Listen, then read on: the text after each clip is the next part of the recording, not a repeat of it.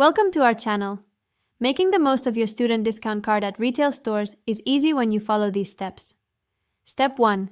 Ensure you have your official student discount card issued by your school or through a student discount program like Unidays or Student Beans.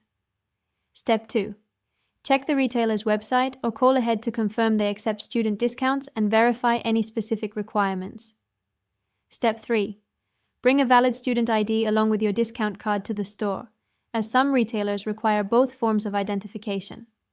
Step 4. Shop for the items you want to purchase, keeping in mind any exclusions that may apply to your student discount. Step 5. When you're ready to check out, proceed to the store counter with your items. Step 6. Inform the cashier that you have a student discount before they begin scanning your items. Step 7. Present your student discount card and student ID for verification. The cashier may need to enter a code or scan your card. Step 8. Wait for the discount to be applied to your purchase. The savings should appear on your receipt before final payment. Step 9.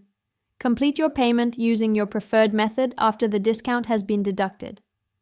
Step 10. Keep your receipt for your records and verify the discount was correctly applied. Your student card can save you money on many purchases throughout the year. Don't forget to like this video and subscribe to our channel.